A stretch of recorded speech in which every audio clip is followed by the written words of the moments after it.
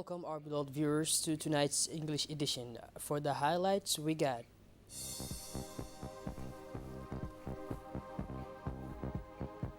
significant increase in new positive cases in Djibouti.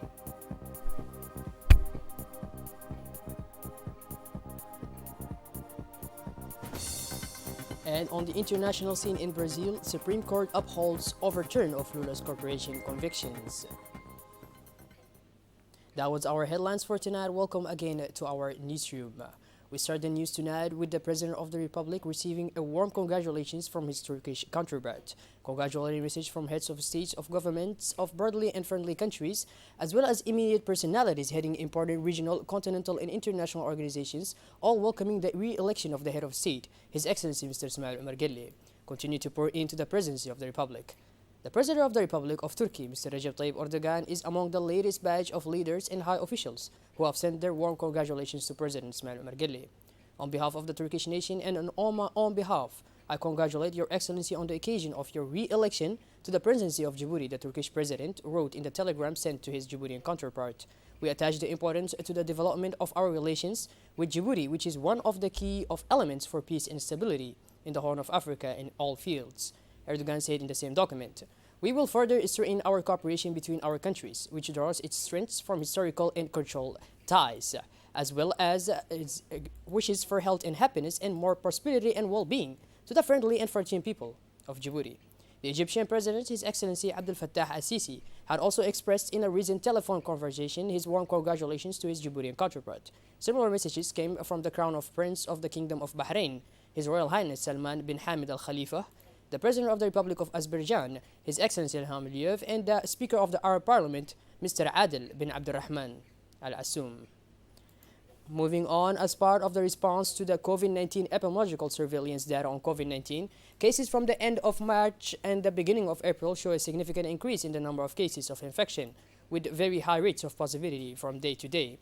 This is clearly a surge in COVID-19. As it is seen, the peak of the epidemic, the scale of this new outbreak of COVID-19 cases has almost largely exceeded that of the first wave, with daily infections peaks sometimes exceeding the threshold of 200 infections per day.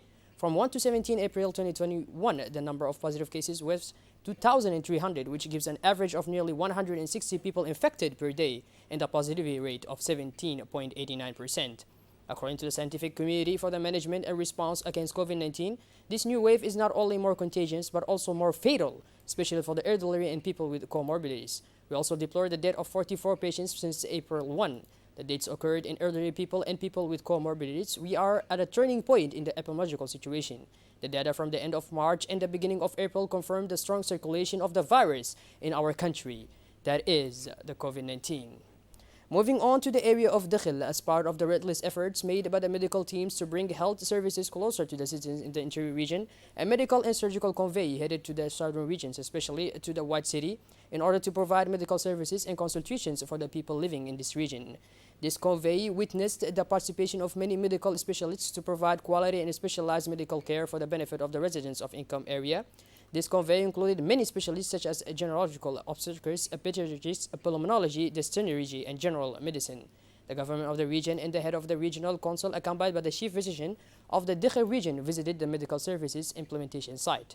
This convoy falls within the health policy set by the President of the Republic, Mr. Ismail Omar Guelleh, to support the residents of the regions who do not have access to specialized doctors. It should be noted that the medical advice was provided to the residents living in the area. The beneficiaries thanked the Ministry of Health for providing them with these services. As part of regular maritime surveillance operations in Djibouti territorial waters, a team of the Djiboutian Coast Guard on patrol in the Gulf of Tajora intercepted during the day of 16 April 2021 at around 1 p.m. a Yemeni boat on the Galba type in illegal fishing activity and carrying hundreds of kilos of fish caught illegally in our territorial water. 6 Yemeni crew members who were in breach of the residence permit in our country were arrested during this operation. It should also be noted that the crew of this vessel used fishing equipment that is prohibited in our country. The Coast Guard is continuing its efforts to put an end to the activities of these traffickers who are plundering our fisheries resources and quantity. The investigation had been entrusted to the Coast Guard's Research Investigation and Judicial Affairs Brigade, and these individuals will be brought to justice. The boat will be seized at the fishing port pending a decision by the courts. We regret to announce the death of Mrs. Waris Mahmoud Abregi on Wednesday evening, born in 1938 in Djibouti, a very well-known and appreciated great independent social figure in Djibouti city and great merchant of the last 27 June. The Secretary of State for Decentralization, Mr. Hamadou Mohamed Arams, expressed his condolence to the family of the deceased. May Allah grant her the eternal paradise. Inna lillah wa inna ilayhi raji'un. Shifting gears towards the internationals now, the number of deaths due to the coronavirus officially recorded in France has exceeded the 100,000 mark, making it the 8th country in the world to do so, and the 4th in Europe after the United Kingdom, Italy, and Russia.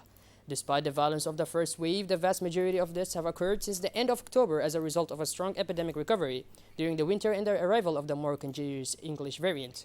In April, the French health authorities reported around 300 new deaths per day and more than 5,900 patients in intensive care, the highest since April 2020. The government warns the third wave is not behind us. To Russia as its retaliates to the U.S. sanctions while the explosion of a dozen diplomats posted in Moscow. The Kremlin has also named a series of senior U.S. officials banned for their support of a policy perceived as anti-Russian. In a sign of the tensions, Moscow is also advising the U.S. ambassador to fly. Russian Foreign Minister Sergei Lavrov, the situation is quite complex, he said. It needs to be looked at carefully. That's why Yuri Yakshev, the President's advisor on foreign affairs, has recommended the U.S. ambassador to return and conduct true conciliations. To Brazil, former President Lula is one step closer to possible return to politics. The Brazilian Supreme Court confirmed on Thursday the annulment of his convictions for corruption.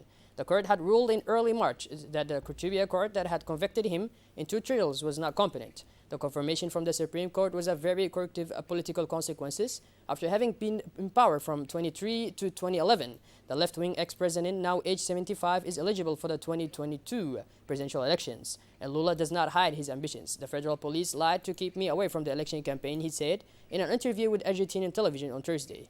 Now I'm ready for the fight, he added. That was it for tonight's edition, our beloved viewers. Thank you for being with us and make sure to stick around for the next editions of the French News with our colleague Ferdows. Thank you and have a wonderful night. Thank you.